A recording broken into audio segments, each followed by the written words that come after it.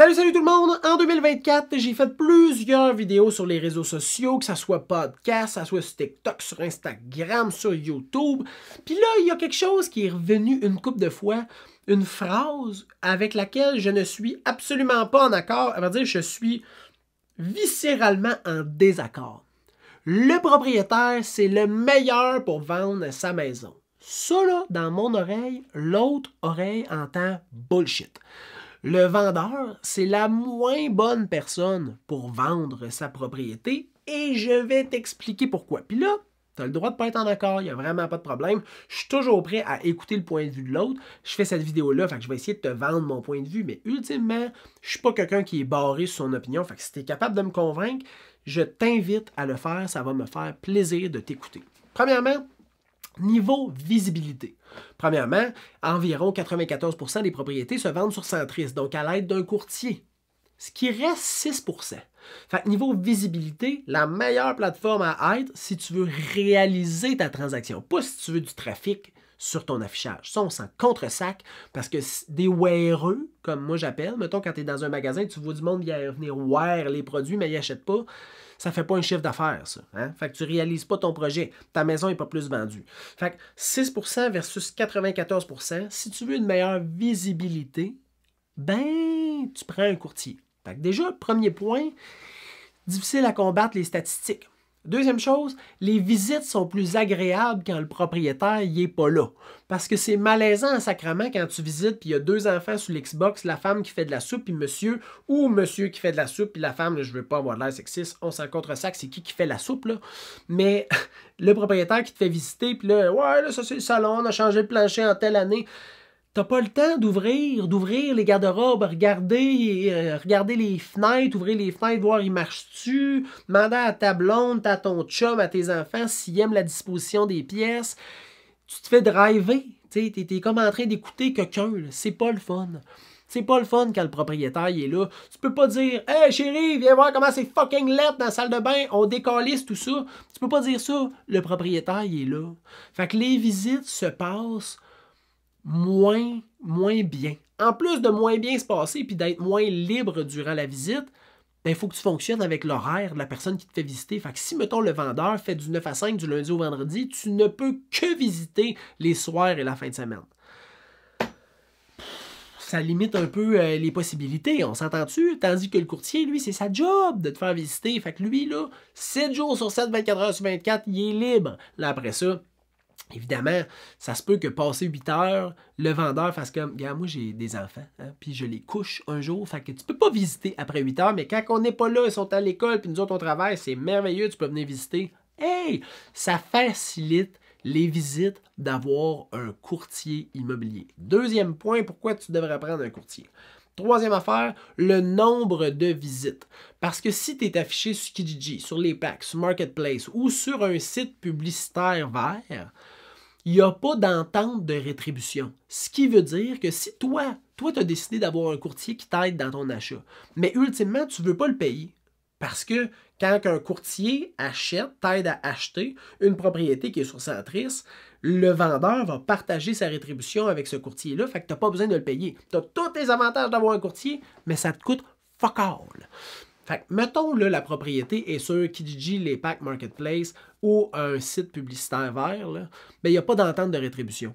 Fait qu'il va falloir que tu payes ton courtier, puis ça, ben, ça se peut que ça ne te tente pas. Fait que ça diminue les visites. Fait qu'en plus d'avoir des visites qui sont moins le fun, moins de visibilité, tu as moins de visites. C'est pas le fun, ça, là, avoir moins de visites. Là. Puis pour être franc, là, ça fait 9 ans que je suis courtier. De plus en plus, les gens veulent être conseillés, puis veulent avoir une transaction qui est somme toute assez réglementée. T'sais. Toujours les affaires de la même façon, les mêmes formulaires remplis, bien remplis, exhaustifs, avec des documents qui sont disponibles avant la visite sur le site. Fait que c'est déclaration du vendeur, taxe municipale, taxe scolaire, compte d'hydro, facture de toiture, facture de réparation de fissures.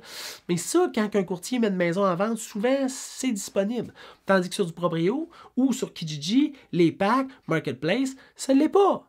Fait que c'est moins fun pour le nombre de visites puis la préparation de la visite.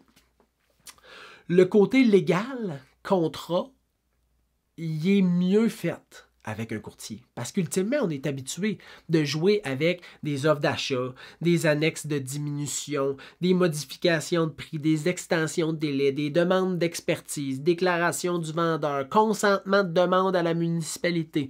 Tout ça, là, déclaration de copropriété, demande de renseignement à la copropriété, analyse d'un budget, analyse de... peu importe. Tous ces documents légaux-là, là, on est habitué de travailler avec ça. Tu sais, c'est comme si tu te fais poursuivre en justice, l'avocat, il est habitué de fouiller dans des jurisprudences, puis de faire ça, des mises en demeure, puis de traiter ça, puis de... C'est sa job. Ben nous, c'est notre job. Fait que le côté légal est souvent, je vais dire souvent, pas tout le temps, souvent mieux géré, mieux expliqué, mieux vulgarisé, puis ça permet d'être moins stressé dans cette transaction-là. Quand tu fais une transaction directement avec le propriétaire, puis là c'est weird comme point, là, mais je l'ai observé, il y a tout le temps un dominé puis un dominant. Hein? Tu as tout le temps quelqu'un qui a une plus grande personnalité, plus de confiance, plus de connaissances, qui va venir dominer l'autre. Là, tu me diras, ah, mais moi, si je suis le dominant, hein, c'est bon pour moi. Ben ouais, si t'es le dominant, c'est bon pour toi. Mais si t'es le dominé, puis tu sais pas que t'es dominé, parce que là, tout d'un coup, l'acheteur qui vient, esti, lui, c'est le dominant, mais là, c'est tout d'un coup moins le fun comme scénario. Là, ou bien ça va être deux dominants qui vont être boqués raides, qui réussiront pas à s'entendre, puis ça sera pas mieux. Fait que dans une transaction avec un courtier, là, il y a toujours l'acheteur, le vendeur, puis les deux professionnels qui ne sont pas inclus émotivement dans ce projet-là, puis qui vont pouvoir venir conseiller factuellement les gens. Ça va faire un tampon entre les deux personnalités et ça va retirer ce dominant-dominé-là de la transaction. Ça m'apporte le dernier point qui rejoint beaucoup ce que je viens de dire, là, mais puis peut-être que j'en rajouterai deux autres. Regarde, c'est ma vidéo, je peux faire ce que je veux. Les émotions ne sont pas toujours retirées de la transaction parce que ça reste que c'est des humains qui prennent les décisions, mais les décisions se basent davantage sur des faits, sur des conseils d'expertise, ce qui veut dire qu'on a moins de coups de tête. De genre, tu reçois une offre, là, refuse ça, refuse ça, ça, j'accepte pas ça, refuse ça. Ben oui, mais on a un acheteur qui fait une offre sur ta maison, hein?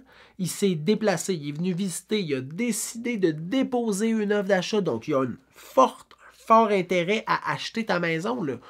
Puis là, juste parce que le prix ou les conditions sont pas bonnes, tu veux tout refuser ça? Non. Ce que je conseille, c'est une contre-proposition, puis j'irai peut-être avec cet angle stratégique-là pour essayer d'atteindre tes objectifs à toi, mais en respectant ce qui est important pour l'acheteur. Fait que le spécialiste, l'expert, le courtier, il est habitué de faire ça, puis il va pouvoir venir enlever un peu l'émotivité de la transaction pour que les conseils puis la transaction se passent pas platonique, pas juste factuel puis sans émotion, mais basé sur des faits avec des décisions qui vont être souvent plus réfléchies que émotives. Puis, mettons deux dernières affaires, là. Après ça, j'arrête, je te jure. Mais les photos sont souvent mieux. Puis là, tu me diras, hey, j'en ai vu centriste, asti, c'était pas yable. En même temps, hein, ce vendeur-là, tu sais, il a choisi ce courtier-là. Il aurait pu regarder c'était quoi ses derniers listings, faire comme crème, c'est pas yable. Tes photos, je vais t'engager, mais t'engages un professionnel pour prendre tes photos. Pas avec tu vas prendre ça avec ton téléphone cellulaire, tu croches avec un gros flash puis ton doigt sur le bord de l'objectif. J'accepte pas ça, tu sais. Mais la majorité du temps, les photos sont prises de façon professionnelle. Même si c'est pas les plus belles photos au monde, c'est des belles photos représentatives. Hein? L'espace a été préparé, a été conseillé pour être homestagé, puis ça fait des belles photos. Le dernier point, la vidéo de présentation. Moi, j'ai jamais vu de maison vendue sur une agence publicitaire qui avait une vidéo. Là, tu me diras, ouais, j'ai déjà vu des visites virtuelles, là, point par point. T'as-tu déjà visité, toi, virtuellement, point par point? C'est chiant, sacrément. C'est vraiment de la merde. Fait qu'une vidéo de présentation, que ça soit verticale pour les réseaux sociaux comme Instagram, TikTok, ou que ça soit horizontale comme, mettons, Facebook, YouTube ou Centris, une vidéo de présentation, c'est vraiment le fun.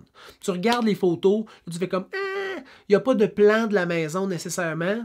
Moi, maintenant, j'en fais des plans 2D, mais regarde. Il n'y a pas vraiment de plan de la maison. Je ne sais pas quelle pièce est adossée à quelle pièce. Hey! check la vidéo. Je marche la maison avec une caméra pour te montrer le flow de la propriété.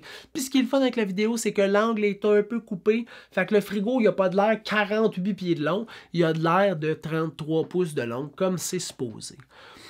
Tous ces points-là, -là, d'après moi, ça justifie de prendre un courtier pour vendre ta propriété parce que ce n'est pas vrai que le propriétaire, c'est la meilleure personne pour vendre sa maison. Là, si tu n'es pas d'accord avec moi, je t'invite fortement à me challenger. Ça va me faire plaisir de faire un débat respectueux avec toi. Parce que des fois, le monde est hein, sur Internet, il se lâche lousse.